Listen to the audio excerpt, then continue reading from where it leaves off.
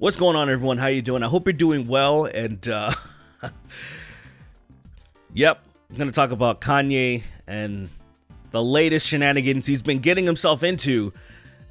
I've talked about this a little bit on Twitter Trash, but I haven't gone like too deep into anything, just focusing on what's been happening on Twitter. But Twitter is pretty much where I see all this stuff happening, even what just happened last night with Kanye appearing on Timcast's podcast and storming off, which was pretty funny. I mean, in a very messed up way. I don't use the word as the way I guess you guys use. I'm talking about. It is them, though, isn't it? I mean, because No. because when you think about it, consider it. In 2018. What do you mean it's not? What do I mean? Like, okay, so how about? Are you leaving? Are you referring to the press? He's gone. If you haven't been paying attention, you're probably wondering how is this even possible? In what universe would you find Nicholas Fuentes, Milo Yiannopoulos, and Kanye West all hanging out together and then going on Timcast's podcast? It sounds like a fever dream. It sounds fake. And for those of you that don't know, start with Nick Fuentes. Nick Fuentes is extremely problematic to the point where I can't believe Kanye is hanging out with him.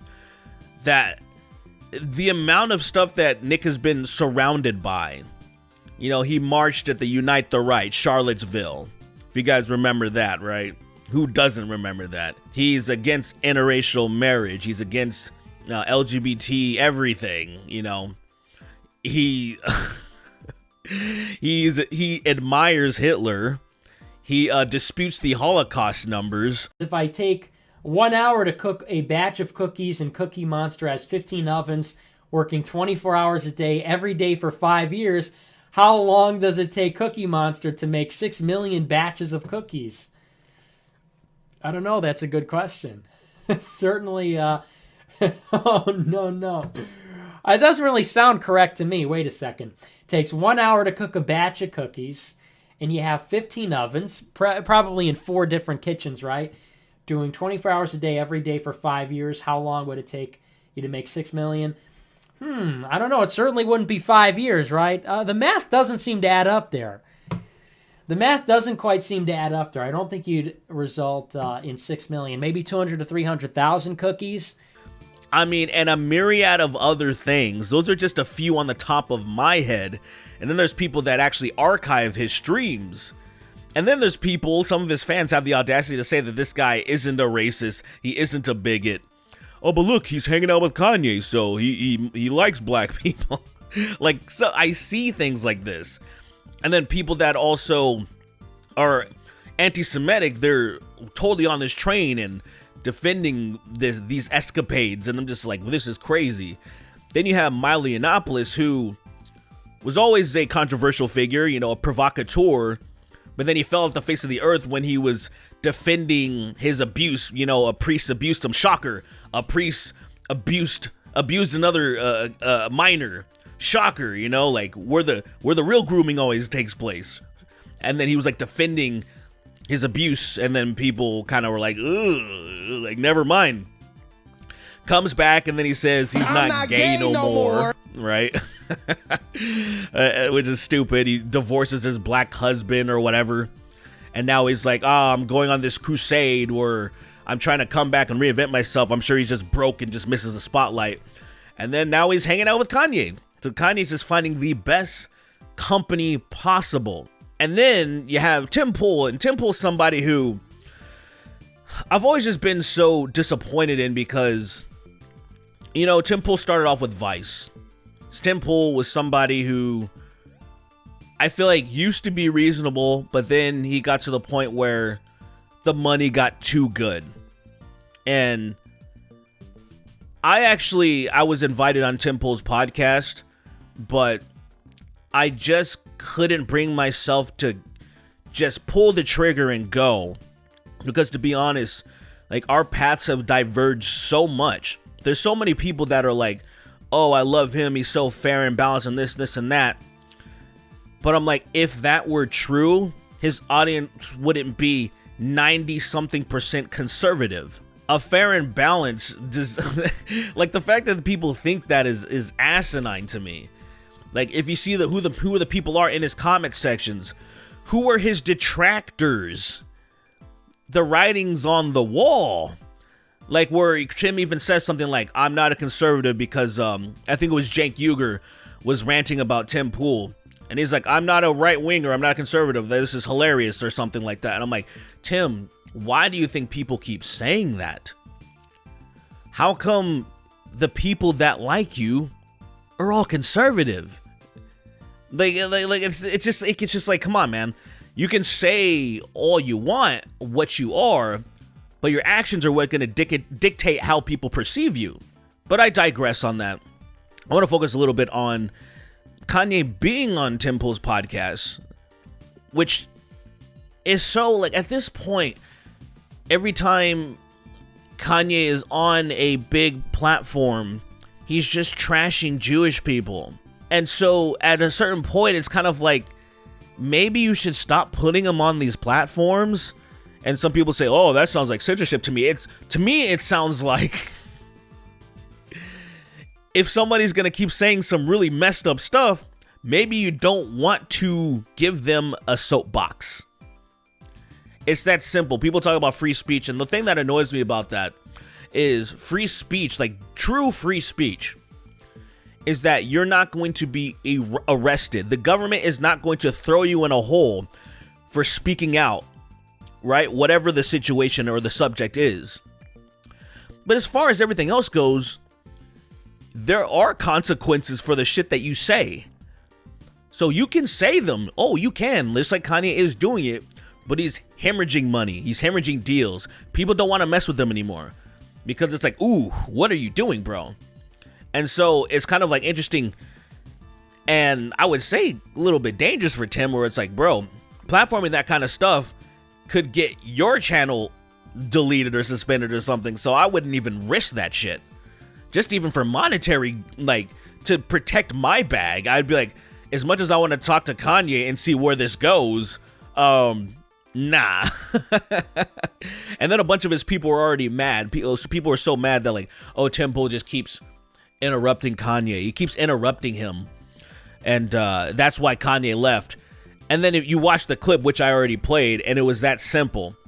The fact that Kanye was so annoyed that Tim Pool didn't automatically agree with, oh yeah, Jews are the problems to everything. Like, Kanye keeps saying stuff like this, right? They're in control of everything, and they're the issue. They're my problem, and all this stuff. And then Tim's like, I don't know about that, and then he leaves immediately.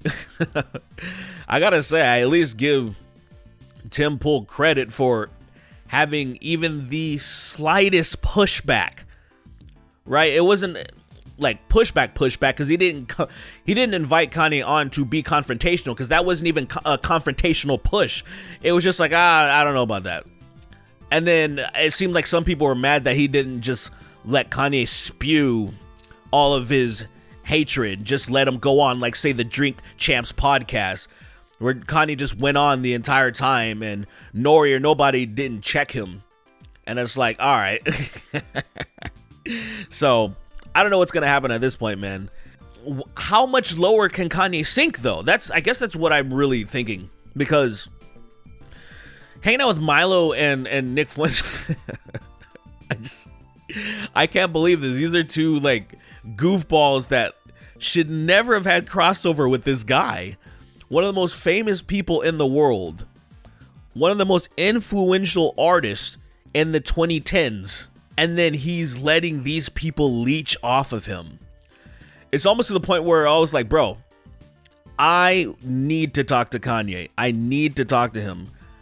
I feel like I'm the type of person that could talk some fucking sense into him. I feel like maybe it's to the point where I was even like, I talked to Tim Pool, like, bro, I think I could set this right, man. Because this whatever's happening right now, I feel like it's just not how reality is supposed to go. I feel like, say, we're in the Matrix, right? We're in a simulation, and then one of our overlords, who's overseeing the servers, He spilt his soda or whatever the overlords drink, spilt it on it, and now it's just short-circuiting. It's having some issues. Things are happening that shouldn't be happening. And now it's like, okay, I'm starting to be aware that the Matrix is a thing because this shouldn't be able to happen in the real world. Kanye West, one of the most famous people in the world, should not be hanging out with these people. And I can't even imagine how horrified Kim Kardashian is, because at the end of the day, they have kids together. Like, that's her kid's dad, and he's hanging out with some of the shittiest people on the internet. It's absolutely insane, man. All I gotta say is, if anybody watching this thinks Kanye has some good points about his anti-Semitism, you think Nicholas Fuentes is a decent person, or Milo is cool, or something like that, please piss off. Like, please, I beg of you, leave my channel. Stop watching this video right now. I don't want you around. You're awful. All of you are awful people. If you think any of that shit, man. You can try to justify it as much as you want, like, oh, he's this and that. Oh, how intolerant. I'm like, yes, I do. I do have a very low tolerance for bigotry and just pieces of trash, just human excrement. Like, I don't fuck with these people, man. And it's so sad that someone as influential as Kanye has gone down this route, man. He's somebody who is, I mean, love it or hate it, the trajectory of hip hop and trap is solely because of him. Some of your favorite artists would not exist today without Kanye. And I mean, it's just like, when you really think about it, when you're putting it into perspective of that, you can't help but be blown away with how things have gone and where he's at, and you wonder if he's going to recover. He's gonna get to some point where he's gonna be like, "What the fuck am I doing?" And then be like, "I gotta stop this now," or is it gonna get worse? My instincts say the latter. Although he is a little self-aware, because he said that Nick Fuentes was tweeting on his behalf, right, when he announced that he was going to run for president. Said 2024, he put some weird videos out on Twitter. And he also said that if I keep letting Nick tweet for me, the only platform I'm going to have left is Truth Social. So it seems like he's somewhat aware that he is, you know, pretty close to being removed from everywhere. But I don't know. What do you guys think about this crazy situation? I just want to rant about this because this is so weird to me. So interesting. But yeah, that's all I got for you guys today. Thanks for watching the video. Appreciate you guys. Gonna have another one pretty soon. Gonna have some music up pretty soon. One cover and one original song, which I'm super excited to focus more on music. But yeah, take care, guys.